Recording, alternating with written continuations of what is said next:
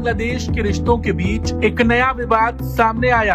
बांग्लादेश के प्रधानमंत्री तारिक रहमान के करीबी सलाहकार जावेदुर रहमान को भारत में दिल्ली के इंदिरा गांधी अंतर्राष्ट्रीय एयरपोर्ट पर करीब 2.5 घंटे तक रोककर पूछताछ की गई। अगर आप सही मानों में देखें तो आपको ये पता चलेगा कि इंडिया बहुत सख्त बिहेव कर रहा है।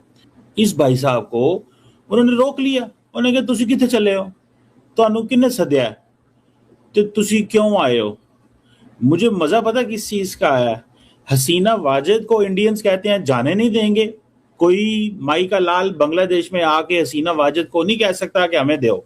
दोस्तों, बांग्लादेश को कहीं ना कहीं भारत ने अब तक काफी ज्यादा ढील दे रखा था। प्रयास किया जा रहा था कि प्यार से समझ जाए, लेकिन उसके बावजूद भी जब वो नहीं समझ रहा है, अभी भी रिपोर्ट्स आ रहे हैं कि बांग्लादेश और तुर्की में high level defence foreign policy coordination के लिए ऑफिस बनाया जा रहा है। बांग्लादेश पाकिस्तान क्लोजनेस हो रहा है, बांग्लादेश चाइना कार्ड खेल रहा है।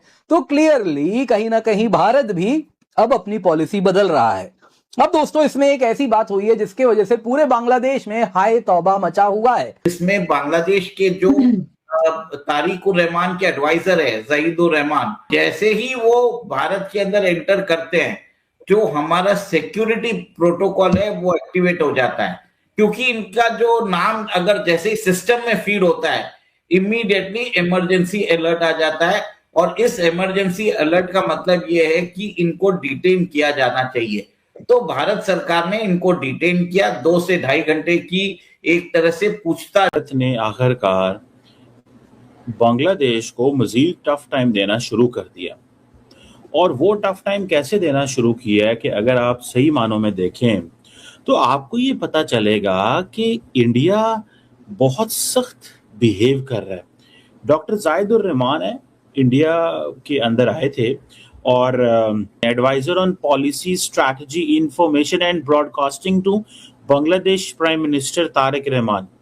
मतलब इंदिरा गांधी इंटरनेशनल एयरपोर्ट पे बंदा आ रहा है जो कि एडवाइजर है prime minister of Bangladesh. 200 million की आबादी है और कॉन्फ्रेंस कौन सी हो रही है, इंडियन ओशन रिम एसोसिएशन की मीटिंग पे आ रहा है।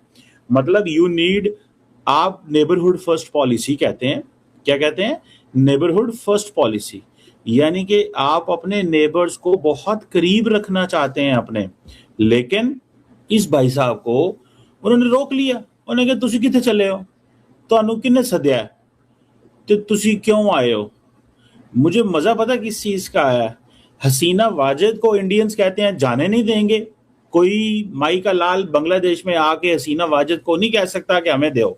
मतलब टू बी फ्रैंक एनफ, मुझे कोई एतराज नहीं है, लेकिन मुझे हैरानगी इस चीज क्यों आती है कि भाई कोई थोड़ा बहुत कुछ अपना दिखाओ यार। मतलब कोई अपनी इज्जत भी तो कमाओ। You know how to earn respect. आप एक मुल्क जो है वो इज्जत कैसे कमाता है, वो कैसे कमाता है कि चलो ठीक है, इंडियन ओशन रिम एसोसिएशन जो है उसके लिए पायन रहमान आए, डॉक्टर साहब को आते ही उन्होंने छुट्टी कराई। उन्होंने 2.5 घंटे पहले क्या इतने बह जा साइड से, डॉक्टर साहब बैठे रहे वहां पे। 2.5 घंटे बाद क्या ऐसा तेनू पूछा तेरे बारे ते तू हुन गुजर सकता है। उसने कहा सॉरी मैं नहीं जाऊंगा। चलो एटलीस्ट ही शोड सम मतलब एरोगेंस तो दिखाई। एरोगेंस क्या, उसका हक था यार। ये पायन है जिन्होंने को कमेंट उस वक्त किए थे, इंडिया आउट कैंपेन और इस तरह की बातें उन्होंने की थी। और ये इन्होंने पकड़ा, उन्होंने कहा तू साढ़े बारे गल की थी सी, इतने खलो जा। देखिए ये ऐसे ही है जैसे अमेरिकन किसी के साथ वाशिंगटन डीसी में, न्यूयॉर्क में, न्यू जर्सी में, उधर क्या नाम है, कैलिफोर्निया, लॉस एंजलिस, ओहारो, पता नहीं किथे किथे, शिकागो, जिथे मर्जी खिलार लेंदे ने, इत्थे खलो जा, किथे चलना तू, तेरी हिम्मत के जोई अमरीका बड़न वास्ते तू साडे खिलाफ गल्लां करदा है, इधर आ जा। The way they do it, you know, super power है वो कर सकता है। पायन इंडियंस ने बंदे ਨੂੰ रोक लिया, उन्हें कहा पायन तू किथे चला, तू तो जो ऑपोजिशन है तू तो बड़े गल्ला करदा है, तेरे तो जैसे पाबंदी लाई है। आप किसी इंडियन को रोक के दिखाओ ना, आपको वो खड़े कर लेंगे उधर ही चौक के अंदर ही। अपने बंगाली भाइयों को बोल रहा हूँ, उधर ही खड़ा कर लेंगे आपको वो कि तू हिम्मत कैसे हुई आप लोगों की। मतलब आप यार अपने फॉरेन वजीर खारजा आपने भेजा ताल्लुकात रिपेयर करने के लिए, ये रिपेयर किए हैं आपने। आपको चाहिए था पहली डिमांड तारिक साहब की होती है सीना वाजिद को भेजो, ਤਾਰਕ ਸਾਹਿਬ ਡਰਦੇ ਨੇ, ਤਾਰਕ ਸਾਹਿਬ ਦੇ ਥੱਲੇ ਪੈਰਾਂ ਥੱਲੇ ਜ਼ਮੀਨ ਨਿਕਲ ਜਾਣੀ ਹੈ। ਉਹਨਾਂ ਨੂੰ ਪਤਾ ਹੈ ਇਹਨੂੰ ਉੱਥੇ ਬੈਠੀ ਉੱਥੇ ਹੀ ਰਹਿਣ ਦੇ, ਛੱਡੋ ਯਾਰ। ਫੌਜ ਨੂੰ ਪੁੱਛਿਆ ਹੋਣਾ ਕੀ ਕਰਨਾ ਚਾਹੀਦਾ, ਉਹਨੇ ਕਿਹਾ बस ठीक है सर, हल्की फुल्की डिप्लोमेटिक केबल्स खेलते रहे, बस दैट्स इट, इससे ज्यादा करने की नहीं है, ਉੱਥੇ ਹੀ ਰਹਿਣ ਦਿਓ, ਉੱਥੇ शहीद शुद्ध हो जाएगी, गल मुक्की गल, ओके वहीं पे गेम पासा पलट जाएगा।